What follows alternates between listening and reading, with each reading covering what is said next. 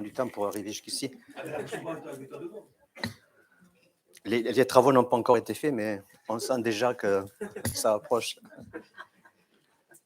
Alors, content de vous revoir, parce que, comme vous le savez, nous sommes aujourd'hui dans le 3e dimanche de l'Avent.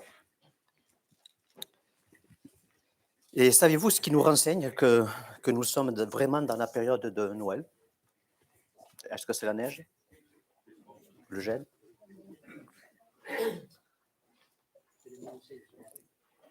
Les musiciens de ce matin qui nous chantent. Mais moi, je dirais que ce sont les lumières. Vous savez, en ce moment, on voit des lumières un petit peu partout. Sur les arbres, autour des fenêtres, sur les clôtures, dans les mairies, les écoles, les postes.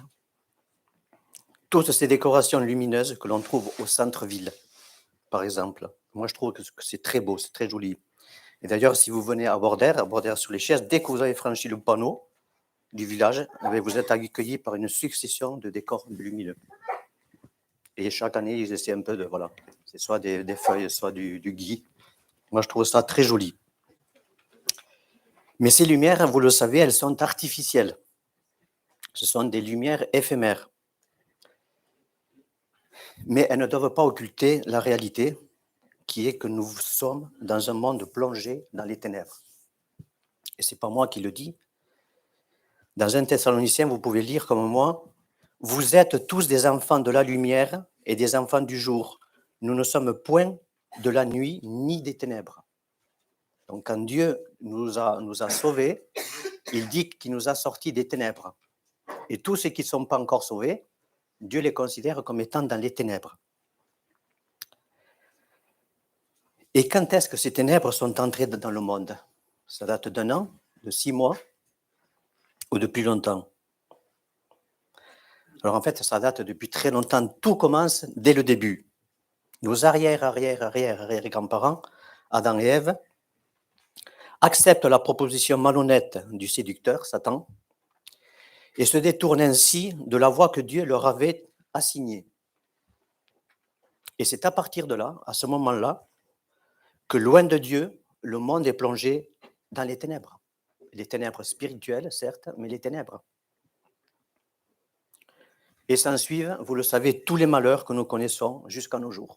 Ça, il n'y a pas besoin que je vous fasse un dessin, hein. On allume le poste et on voit tout ce qui se passe. Or Dieu, l'éternel Dieu Tout-Puissant, est un Dieu fidèle, un Dieu parfait. Il a un principe immuable, c'est qu'il achève tout ce qu'il commence. Heureusement d'ailleurs. Et l'histoire de l'humanité n'est pas encore achevée. Elle a commencé par Adam et Ève, jusqu'à nos jours, hein, au moment où je vous parle, mais elle n'est pas achevée. Et à ce serpent fourbe, hein, qui est Satan, le Créateur va lui faire une promesse, qui va tenir. En Genèse 3,14, on la voit.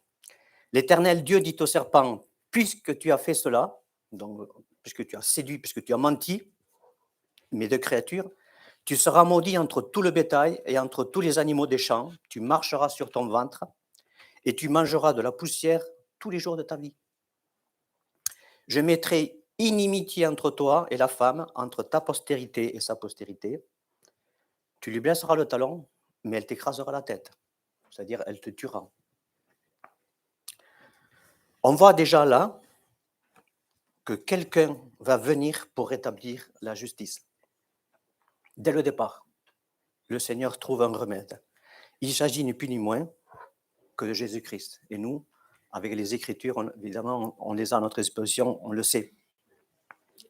Ainsi, à travers toutes les saintes Écritures, pratiquement toutes, Dieu ne va avoir de cesse que d'annoncer la venue du libérateur, son propre Fils. Il va nous libérer de cette malédiction que lui-même fait peser sur nous. Alors, on va juste voir brièvement, avant de faire la lecture, 3 exemples, mais bien sûr, il y en a bien davantage. Hein. Je vous l'ai dit, la parole est truffée. Alors, vous connaissez comme moi Abraham, que l'on appelle le père de tous les croyants. ainsi notre père à nous, mais aussi le père légitime et génétique d'Isaac, qu'on appelle aussi l'enfant de la promesse, parce que Abraham et sa femme ont attendu très longtemps avant de l'avoir. Et alors que Dieu le met à l'épreuve pour savoir s'il l'aime plus que tout, même plus que son enfant, au moment où Abraham est prêt à sacrifier son fils à la demande même de Dieu, celui-ci, par l'intermédiaire d'un ange, lui dit, dans Genèse 12, « Abraham, Abraham, arrête, arrête. » Et Abraham, qui est obéissant, il répondit, « Me voici. » L'ange dit, « N'avance pas la main sur l'enfant et ne lui fais rien. » Parce qu'il était prêt à l'égorger, comme une victime. « Car je sais maintenant que tu crains Dieu et que tu n'as pas refusé ton fils, ton unique. » Abraham leva les yeux et vit derrière lui un bélier retenu dans les buissons par les cornes. Et Abraham alla prendre le bélier et l'offrit en holocauste à la place de son fils. Passage émouvant, mais passage réel. Et c'est surprenant parce que la foi d'Abraham était si grande, mais vraiment grande, qu'il ne doutait pas que Dieu avait le pouvoir de ressusciter son fils. Il a dit, oui, je vais l'égorger, mais je sais en qui je crois. Et il a le pouvoir de le ressusciter.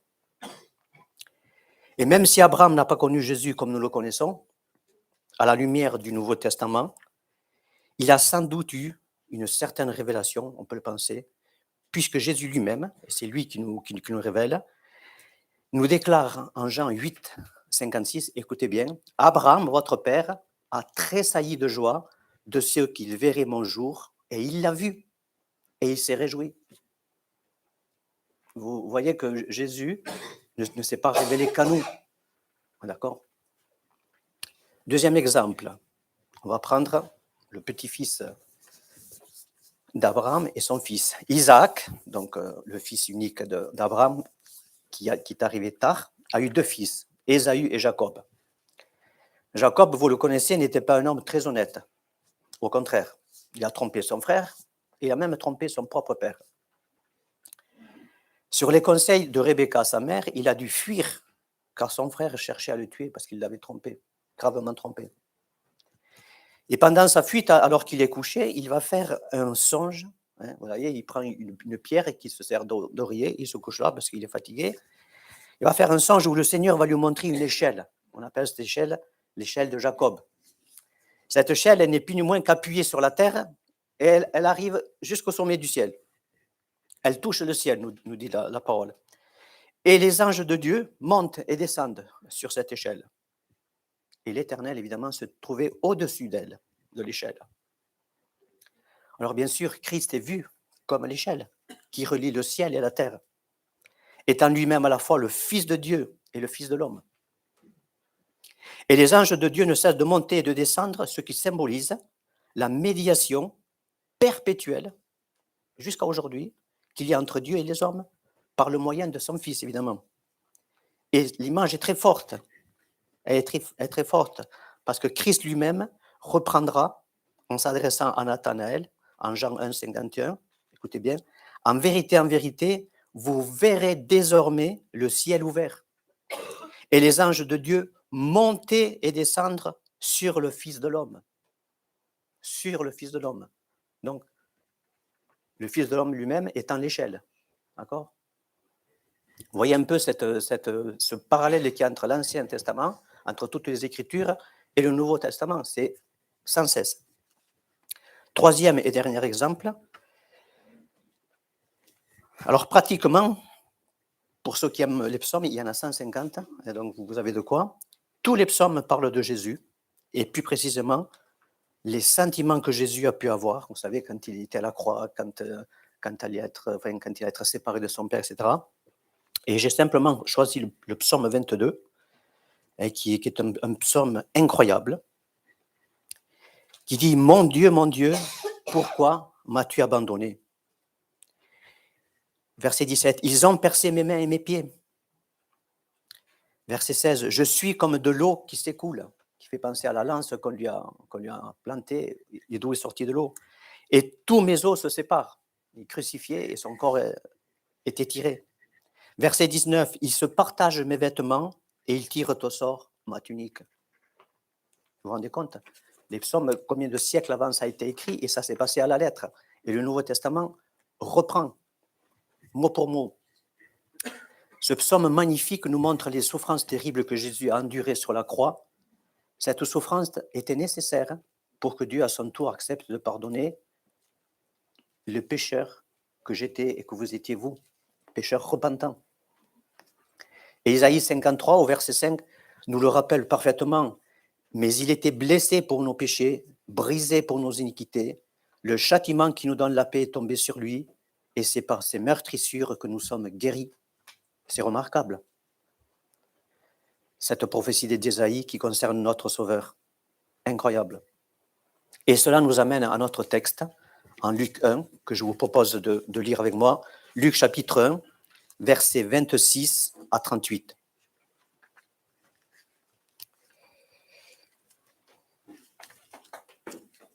Luc 1, 26 à 38.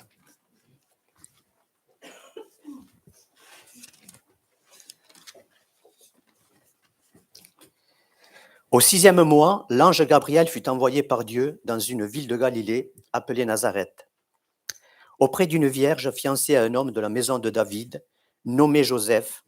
Le nom de la vierge était Marie.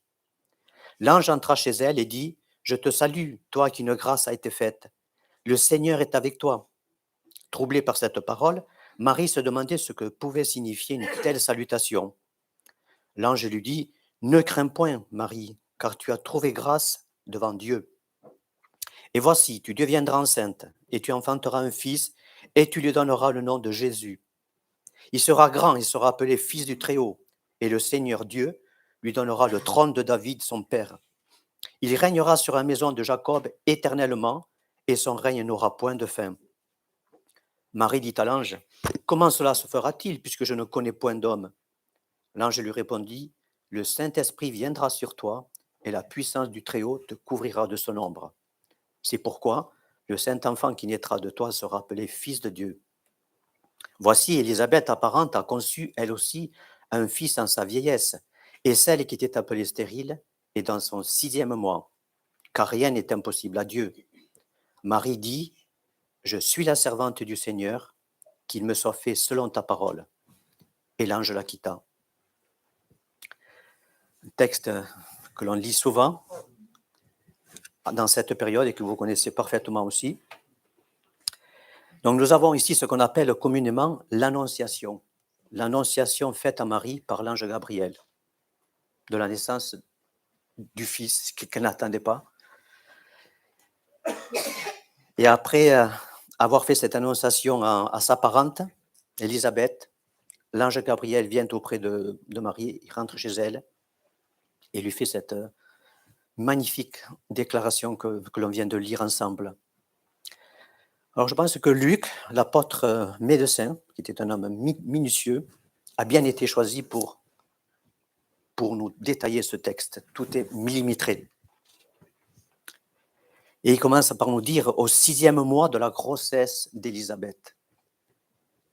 C'est incroyable qu'un paragraphe commence comme ça, au 6e mois, hein, parce que c'est important, ça nous montre que Dieu a toujours une initiative et qu'il choisit le temps et qu'il choisit les personnes. Ça a toujours été comme ça et ça le sera encore.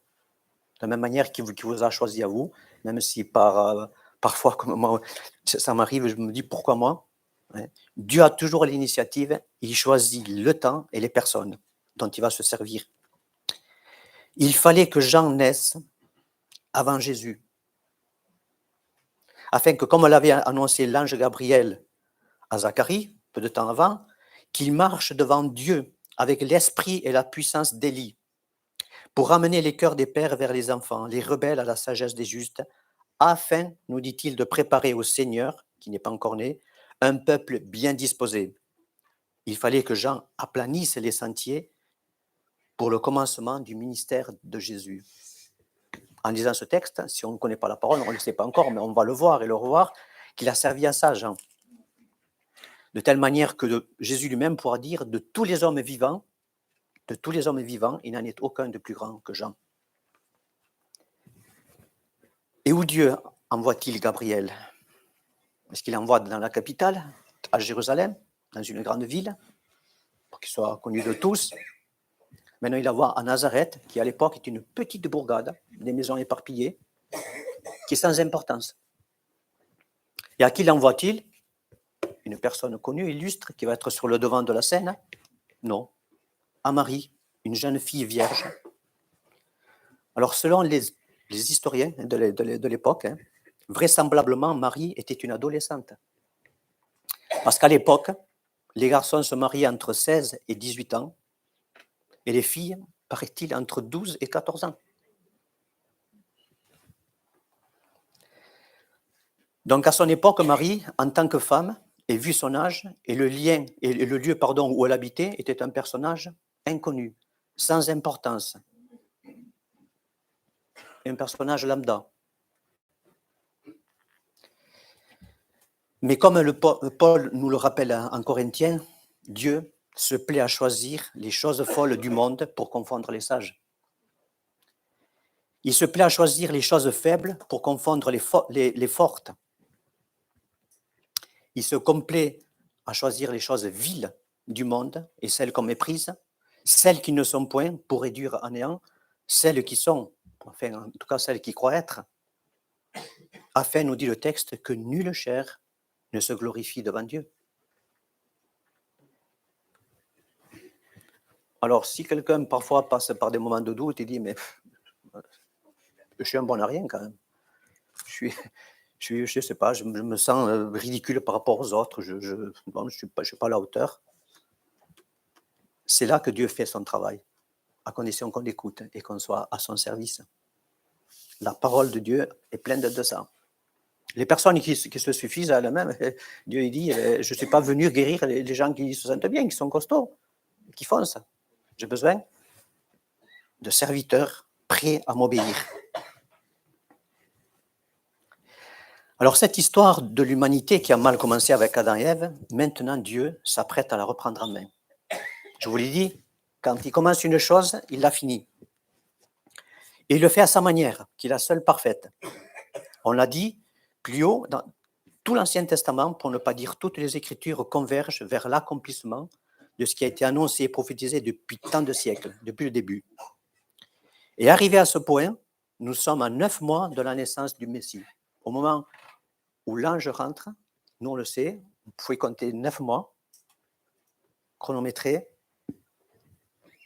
À 9 mois plus tard, le Messie, en hébreu ça veut dire loin, l'envoyé, le sauveur, va naître. Alors c'est maintenant à Marie d'être attentive à ce que va lui dire l'ange Gabriel. Tout est dans son camp, on pourrait dire. Alors il commence par la saluer, puisqu'il rentre chez elle, on rentre chez les personnes, on salue. C'est ce que va faire l'ange Gabriel. Il va la saluer et il ne perd pas du temps, vous savez. Il lui dit aussitôt qu'une grâce lui a été faite. Alors qu'est-ce que ça veut dire, une grâce? Vous savez, autrefois, quand j'allais au catéchisme, on me disait qu'il fallait réciter Sainte Marie, Mère de Dieu, pleine de grâce. C'était un peu flou quand même tout ça. Hein? Une grâce ici signifie une faveur, un cadeau, un privilège. D'ailleurs, tout ce que nous avons, la vie, le souffle, le toit qui nous couvre par ces temps froids, le travail, tout ça, c'est une grâce de la part de Dieu. Il ne faut pas l'oublier. Et Marie, quand même, qui était chez elle, je ne sais pas ce qu'elle faisait, elle préparait à manger ou quoi, elle est troublée. Et elle ne comprend pas ce qui lui arrive.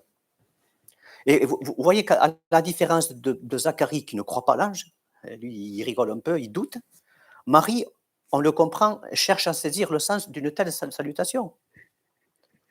Le texte ne nous dit pas non plus que Marie était effrayée.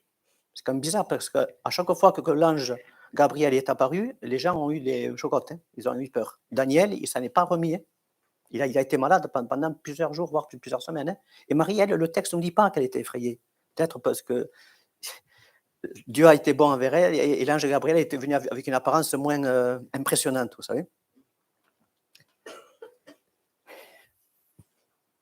L'ange la rassure, au contraire, et lui précise que la grâce qui lui est faite provient de Dieu. Mais qu'est-ce donc que cette grâce? Gabriel fait durer un peu le suspense et Marie ne sait toujours pas de quoi il s'agit. Eh bien voilà, voici, tu deviendras enceinte et tu enfanteras un fils et tu lui donneras le nom de Jésus. La boucle est bouclée. Elle ne s'attendait pas à ça. Hein. Ce n'était pas prévu dans son programme. Elle a déjà la date, elle a déjà le nom, tout. Le sexe de celui qui va naître. Imaginez ce qui a pu se passer dans la tête de Marie à ce moment précis. C'est difficile hein, de se mettre à sa place. Hein. Voilà quelques instants auparavant, Marie, une adolescente d'environ 14-16 ans, était à ses occupations quand un homme entre chez elle, un homme qu'elle ne connaissait pas.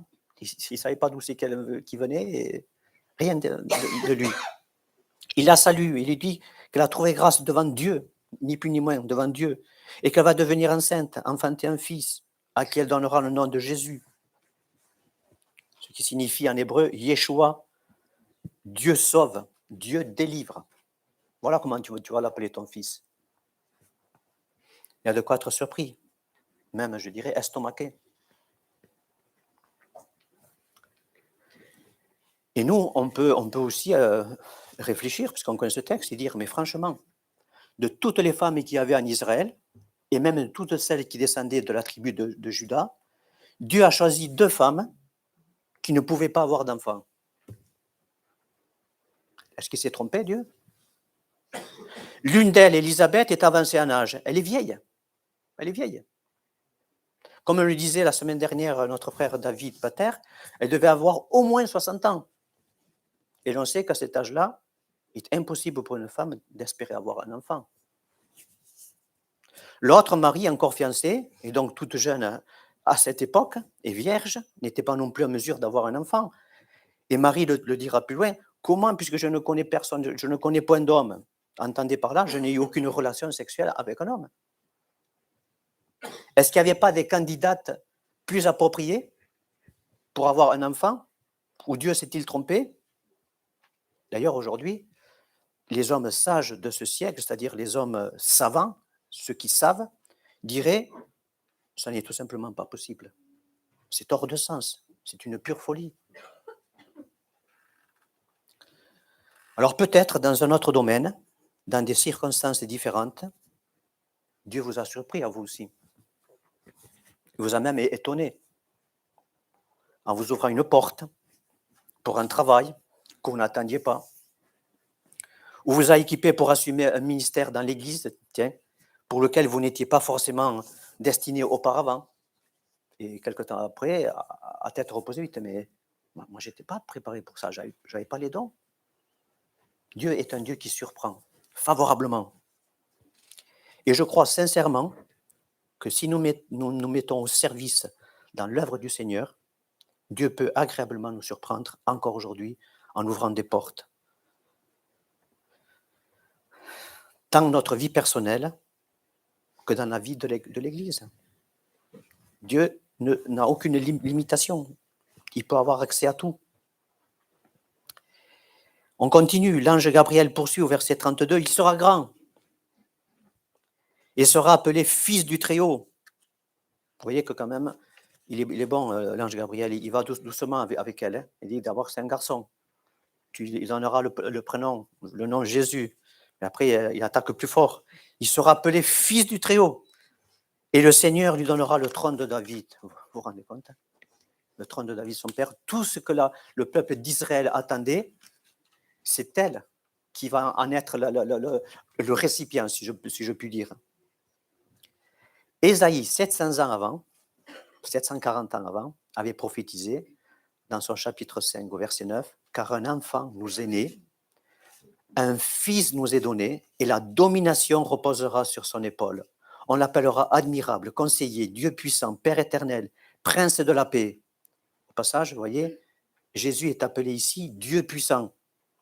Je le dis pour ceux qui sont attachés à la divinité de Jésus, ça n'est un passage. Hein. C'est le Père éternel, c'est le Dieu, Jésus, c'est la même personne.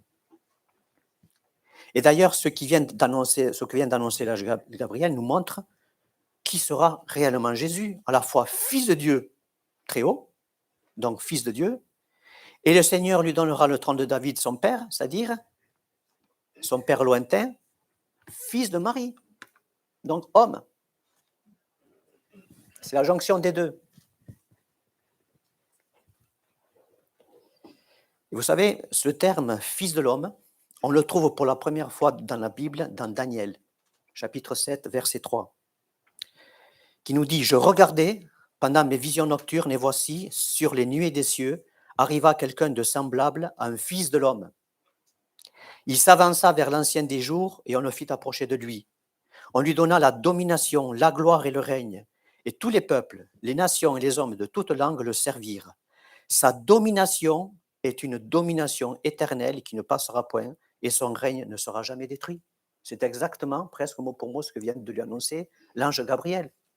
Et 700 ans avant, c'était déjà annoncé aussi. Paul aux Galates est clair aussi là-dessus, Galates 4.4. Mais lorsque les temps ont été accomplis, Dieu a envoyé son Fils, né d'une femme, né sous la loi. Son Fils, le Fils de Dieu, mais né d'une femme. C'est sûr que pour nous, hommes, surtout les scientifiques, ils se font des nœuds dans le cerveau parce que ce n'est pas explicable. Hein.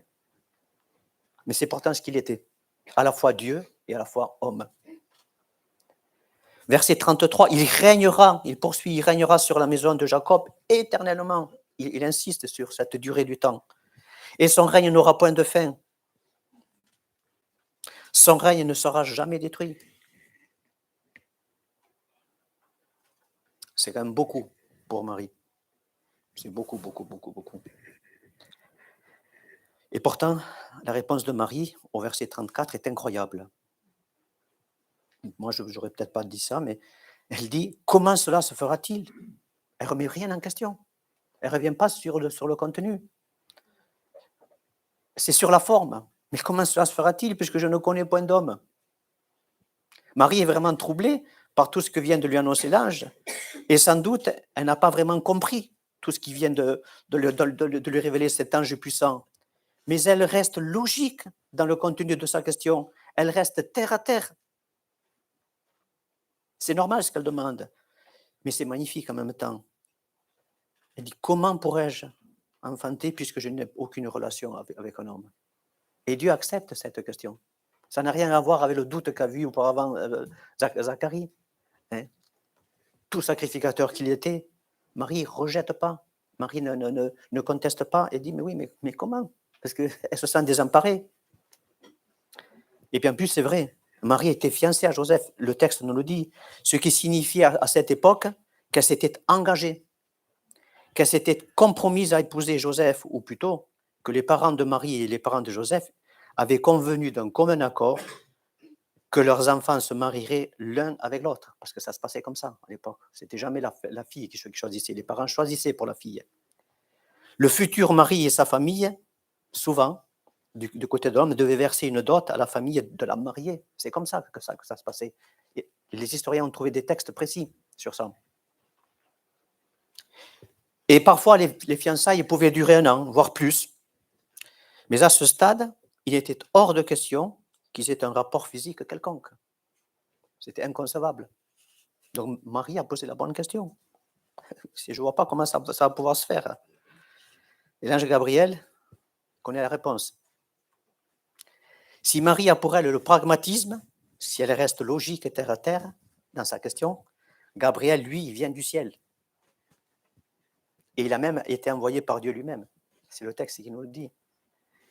Le Saint-Esprit, il lui donne la réponse, le Saint-Esprit viendra sur toi et la puissance du Très-Haut te couvrira de son ombre. Alors ce n'est pas proprement dire un propos rassurant pour les hommes de science, une telle déclaration. Bien au contraire, vous les avez entendus comme moi, maintes fois, pour la plupart, ils se contentent d'un hochement d'épaule avec un rictus moqueur, quand ils n'éclatent pas avec un « c'est absurde, c'est grotesque, c'est infantilisant ». Et vous dites que c'est historique, ça? Et vous dites que ça puisse se produire, ça? Mais nous savons que la promesse faite à Marie par Dieu allait s'accomplir. En elle, d'une manière étrangère, certes, à l'ordre ordinaire de la nature, mais elle allait s'accomplir. D'ailleurs, cette nature, elle est aussi le fruit de la création de Dieu. Donc, ce qui veut dire que lui, il peut la changer, il peut changer cet ordre naturel à tout moment. Il peut changer les molécules, il peut changer les chromosomes, il peut tout faire quand il le souhaite, quand il le trouve bon. Et c'est ce qu'il a fait là. La naissance de Jésus n'est plus ni moins qu'une naissance surnaturelle. On est d'accord là-dessus. On ne peut pas l'expliquer.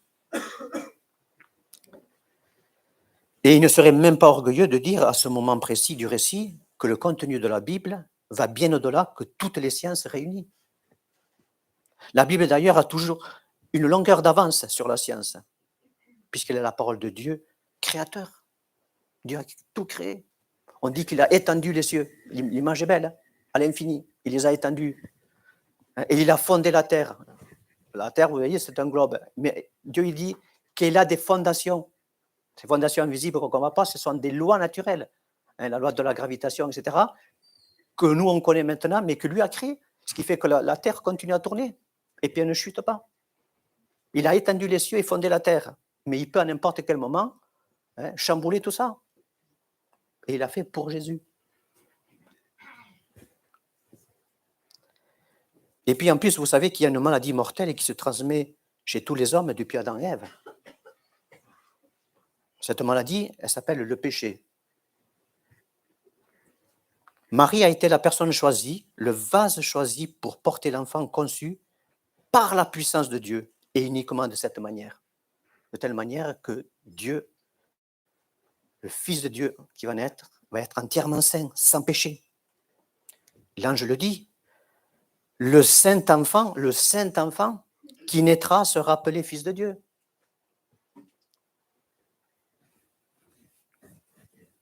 Et d'ailleurs aussi, Dieu est le véritable Père de celui qui va naître. C'est le Père de Jésus, selon sa propre initiative, sa propre volonté. Marie est la mère de Jésus-Christ, d'accord? En tant que femme, elle n'est pas la mère de Dieu.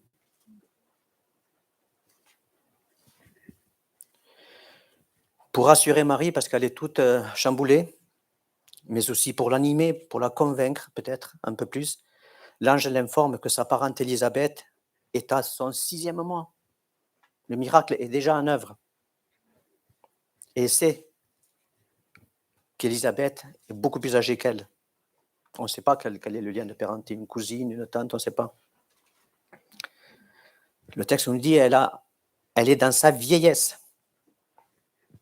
Et ne t'étonne pas, Marie, reprend-il au verset 36, car rien n'est impossible à Dieu. Y a-t-il ce matin ici des personnes qui ont le moindre doute sur la toute-puissance de Dieu?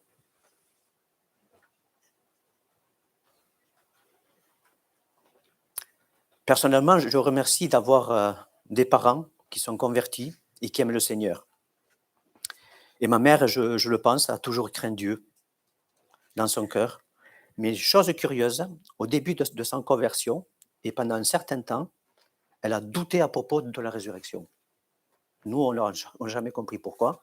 On dit, mais tu crois en Dieu, tu crois qu'il a créé la terre, etc. Et elle avait un blocage sur ça. Il a fallu un temps certain pour que Dieu lui montre, par sa parole, que oui, c'était la promesse que Dieu nous avait faite. Et il avait le pouvoir. Aujourd'hui, elle croit dans la résurrection, heureusement. Mais d'autres personnes vont mettre d'autres limites à Dieu. Ah oui, Dieu a pu faire ça pour moi. Non, mais là, là je vois pas comment. Franchement, je ne vois pas comment. Il n'y a pas de limite à Dieu. La même chose que pour Zacharie s'est passé du temps d'Abraham. Genèse 18 nous le rappelle. L'Éternel dit à Abraham, pourquoi donc Sarah a-t-elle ri en disant, est-ce que vraiment j'aurai un enfant, moi qui suis vieille? Y a-t-il rien qui soit étonnant de la part de l'Éternel? Au temps fixé, lui dit Dieu, je reviendrai vers toi à cette même époque et Sarah aura un fils. Et dès que Dieu s'en va, Abraham va voir sa femme et lui dit, tu as ri? Et elle ment et dit, non, je n'ai pas ri. On voit au passage que Dieu n'apprécie pas l'incrédulité à son sujet. Zacharie a pu l'expérimenter, il est resté muet pendant 9 mois. C'est quelque chose qu'on dit comme ça, à la légère, mais imaginez-vous, si vous ne pouvez pas parler pendant 9 mois. Moi j'en connais qui en mourraient. Ah oui? Elles auraient le temps d'écrire 5 ou 6 livres. Il a expérimenté. Vraiment, il ne faut absolument pas minimiser l'incrédulité parce qu'elle cache souvent soit une peur, soit de l'orgueil et de la rébellion, ou tout simplement un esprit critique. Dans tous les cas, rappelons-nous qu'il est impossible de plaire à Dieu sans la foi. Hébreux 11, 6. Et Jésus lui-même ne fit que peu de miracles parmi les siens à cause de leur incrédulité. Matthieu 13, 58. Vous voyez, là où il habitait, ils n'ont pas pu profiter de la puissance de Jésus. Ils auraient pu profiter des miracles, mais à cause de leur incrédulité. Et d'ailleurs, ceux qui restent incrédules toute leur vie n'iront pas au ciel, tout simplement. Donc l'incrédulité par rapport à Dieu est grave. La foi croit ce que Dieu dit sans très souvent le comprendre. Quand on cherche à comprendre ce que Dieu dit pour avoir la foi, on prend les choses à l'envers. La foi croit ce que Dieu dit sans le comprendre. C'est ce que fait Marie là. Alors, le temps passe et nous arrivons à la fin avec cette déclaration ô combien merveilleuse de Marie, au dernier verset, le verset 38. « Je suis la servante du Seigneur, qu'il me soit fait selon ta parole. » Et l'ange la quitta. D'abord, disons tout de suite que Marie, du haut de ses 14 et 16 ans, n'abdique pas sous la pression des arguments de l'ange. On pourrait le penser. Ça n'est pas, bon, d'accord, je me sens vaincu et trop faible face à toi, tu viens du ciel, j'accepte tout ce que tu me dis. Ben, je n'ai pas le choix. Ce n'est pas du tout ça. Le premier mot qu'elle dit, je suis la servante du Seigneur. Ou, elle aurait pu dire, je suis au service du Seigneur. C'est la même chose. Ou encore, je suis sous l'autorité du Seigneur. D'ailleurs, tout comme elle était l'ange Gabriel. L'ange Gabriel était sous l'autorité de Dieu. C'est lui qui l'a envoyé. Alors, on ne pourrait pas dire qu'ils étaient compagnons de service comme Paul et Silas, puisqu'ils ne cohabitaient pas. Mais quelque part, oui. Gabriel au ciel et Marie sur la terre, ils étaient serviteurs du même Dieu. Alors, ces mots supposent que Marie, malgré son jeune âge, craignait Dieu. Qu'elle connaissait ses commandements, à l'image de ses proches parents. Vous vous rappelez ce que nous disait le paragraphe précédent. Élisabeth et Zacharie, dont il est dit qu'ils étaient justes devant Dieu, qu'ils observaient d'une manière irréprochable tous les commandements et toutes les ordonnances du Seigneur. Ils étaient de la même lignée, de la même famille. Et on peut sans doute croire qu'elle avait aussi une vie de prière. Et elle plaçait ainsi sa confiance entière en Dieu. Donc Dieu, vous voyez, ne l'a pas choisi au hasard. D'ailleurs, il ne fait rien par hasard, Dieu. Et elle poursuit, qu'il me soit fait selon ta parole. C'est-à-dire, tout ce qui tu viens d'annoncer sur moi, je l'accepte. Marie considère donc que la parole de l'ange, c'est la parole de Dieu lui-même. Qu'il me soit fait selon ta parole, c'est la parole de l'ange Gabriel. Et Marie n'a aucun doute là-dessus. La parole que vient de lui annoncer l'ange Gabriel, c'est la parole directe de Dieu. Comme nous, tout ce que nous lisons dans la parole, toutes les épîtres de Paul ou de Pierre ou de Jean, c'est Dieu qui nous les dit à travers la bouche de Pierre, de Paul, de Jacques, etc. C'est Dieu qui nous parle. Il faut en être convaincu. Et lorsqu'elle accepte simplement et humblement tout ce que vient de dire l'ange, tout ce qui vient de lui annoncer, cela signifie beaucoup de choses. Beaucoup de choses pour elle. D'abord, qu'elle va tomber enceinte, alors qu'elle ne s'y attendait pas. Et alors surtout qu'elle n'est pas mariée. Vous vous rendez compte? À l'époque, ce que ça signifiait, elle risquait la mort par lapidation. Rappelez-vous la femme surprise en flagrant délit d'adultère que tous voulaient lapider en présence de Jésus. Jésus va leur dire que le premier qui est sans péché lui jette le premier la pierre. Une jeune femme comme Marie n'avait aucune importance dans la société juive de l'époque. Elle était insignifiante. Elle était en bas de l'échelle. En acceptant d'avoir un enfant hors mariage, elle risquait au mieux d'être bannie, rejetée des siens et se retrouver sans aucune ressource. Elle acceptait ainsi de tout perdre, sa famille, son fiancé, et avec eux, tous les espoirs qu'elle avait nourris jusqu'à présent. Moi je dis, chapeau, quel courage, quelle foi. Un courage et une foi qui nous interpellent encore aujourd'hui. La question pour nous, c'est, serions-nous prêts aussi à répondre à l'appel de Dieu comme l'a fait Marie? Au risque de notre vie, au risque de tout perdre, de tout abandonner. Sommes-nous capables aujourd'hui de dire sincèrement à Dieu, fais de moi ce qui te semble bon? Pas sûr. Alors pour résumer, le message de ce matin consistait à rappeler que la très belle histoire que Dieu avait commencée avec nos premiers parents, Adam et Ève, rompue par Satan, le père du mensonge, cette belle histoire, Dieu veut la poursuivre. Il a montré tout au long des siècles, par sa parole, comme nous l'avons vu. Beaucoup de souffrances et de morts sont passées par là, et ça, c'est pas fini. Mais il fallait payer un prix très élevé pour renouer avec l'histoire, pour la rendre, pour renouer les fils, pour ressouder tout. Et Dieu le savait. Et il a donc prévu depuis l'origine une solution, la seule, offrir son propre fils. Il n'y avait pas d'autre solution. Et nous sommes, avec le texte de ce matin, sur le point de voir s'accomplir la naissance sur terre de celui dont tout le monde a entendu parler, Jésus. On n'en est qu'à l'annonciation. Et ceux qui viendront la semaine prochaine en sauront un peu plus. Amen.